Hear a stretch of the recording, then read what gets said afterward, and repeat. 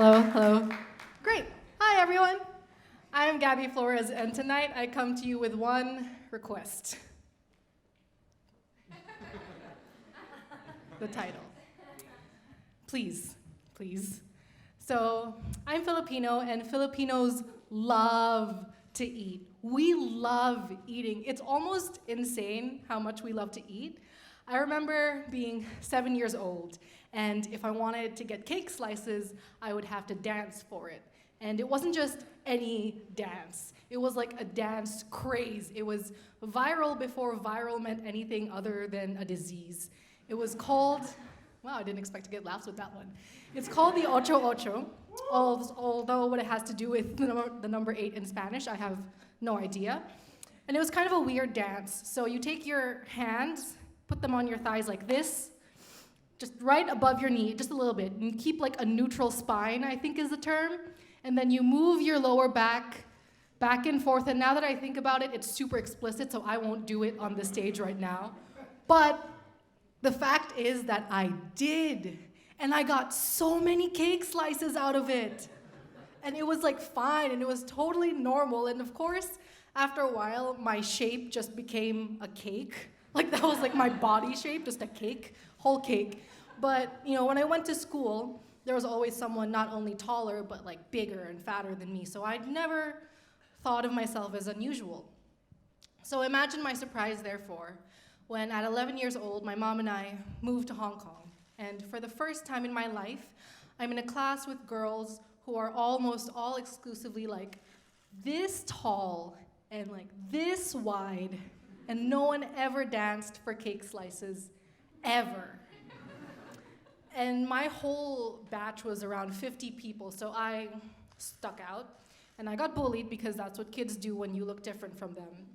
But this is not a talk about body image. Not really. So thankfully, I didn't stay an outsider for long. I met 2 friends, I eventually met a group of friends, and I even met my best friend who I'm still in touch with to this day. And I did it by being funny. Humor became a way for me to channel their laughter onto my own terms. It made people laugh with me, but not at me. I used humor as a signpost. I directed people to the parts of me that they were okay to laugh at. So my stomach rolls and my armpit sweat, not so much, but my loud burps and like my machine gun sounding laughter is totally fair game. And that's why to this day, self-deprecation remains my drug of choice. And I use the word drug here quite deliberately. Anyone who's ever told a joke ever, which I'm like hoping and praying is everyone in this audience right now, knows the self-esteem boost that you get when someone laughs at your joke. And you also know like the disappointment, nay, the dishonor when someone doesn't laugh. Or worse, just laughs really awkwardly, like, oh yeah. Or worser, oh, that's so funny. I can't stand that, but that's another TED Talk entirely. Let's get back on track. There's not one hallelujah or eureka moment where I realized that I was funny. It became kind of like a layer of skin that I just slipped into. I remember being in 8th grade, and so I'm hanging with my friends at lunch, and there's a new girl, and we invite her to come over to hang out with us. And all my friends introduce themselves, but before I can get like one word in, not even hi, one of my friends points to me and she's like, oh my God, this is Gabby, she's so funny. Oh wow, Gabby, tell a joke right now. And because nothing in my life goes according to plan ever, my mind completely blanked out. I remember standing there just like, no.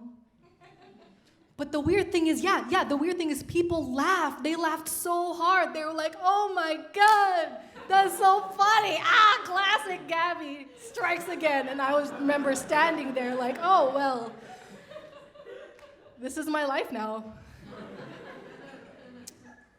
But as time went on, I started to become really wary of my designated persona. And I actually have a few recent examples. So my friends and I host this informal kind of thing where we invite people over to our dorm and we share stories worth sharing, and they're called Teddy Talks. Please don't sue us because we're so broke.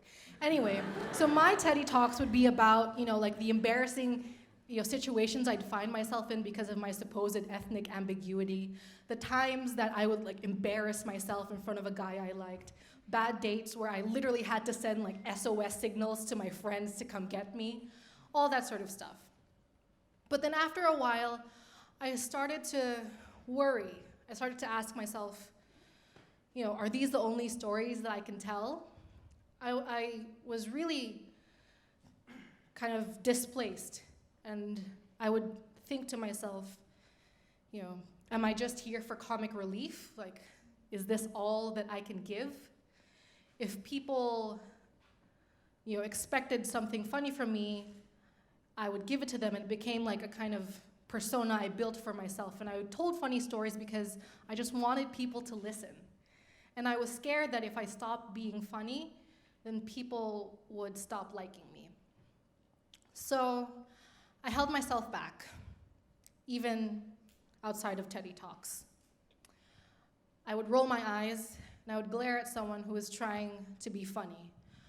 I equated being funny with being annoying in my head, and I didn't want to be annoying because then that would bring me back to those days in middle school where I was bullied.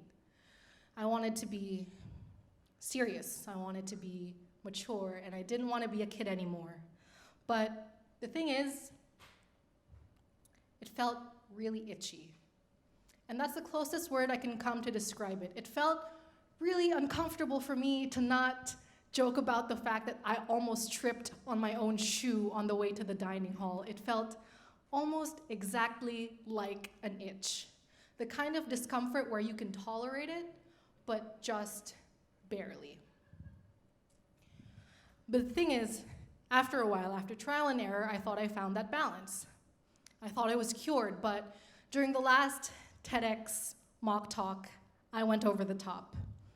I was making sure that people were laughing the whole way through. I was gesturing on stage. I was pacing back and forth like I see all my favorite stand-up comedians do. And I was slowly burrowing myself deeper into a hole that I dug. So sometimes your biggest strength can become your biggest weakness. Now, I'm a literature student, and I'm going to ask for forgiveness for the literature professors in the audience for this lack of nuance that I'm about to impart. But one of the things I learned is that we tell stories as windows into our own world, but also as defense mechanisms. And there are different ways that this self-defense manifests. Fake it till you make it is a common refrain, for sure. But I've seen people, act super macho. I've seen people just internalize their emotions and just focus on their work entirely. I've seen people who just project themselves as really fun and really outgoing. And I started using humor as a self-defense mechanism because I wanted to deflect the mean comments that I thought I was gonna get anyway. So if people were gonna make fun of me for my weight or my appearance or my personality, then I could at least beat them to it. But what about stories as a way into other people's world?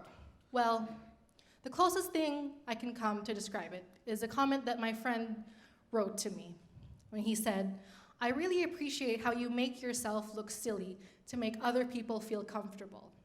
I can relate." And that comment reminds me of another comment that my creative writing professor said after I just submitted a draft of my autobiography. And we were workshopping it in class, and he stops the discussion, and he says, "This is effective because it's really hard to be funny." And of course, at that time, I was like, what are you saying? Do you mean there are other ways that people cope with decades-long deep-seated insecurities and achieve personal growth? I had no idea. But now I kind of do. It's my vulnerability that endears me to people. Because we're primed to be strong, and we're primed to pretend that everything is totally chill. It's really hard to admit, for example, that you tried flirting with your crush by laughing at their joke, just like everyone says you should. But no one says that you shouldn't drink water at the same time, because then you end up like doing a big gulp and like drooling all over yourself, but also like snorting some stuff up your nose. Like when you're first learning how to swim and then your crush is leaving, you're like, please wait, oh my God, oh no, I have to go back on Tinder.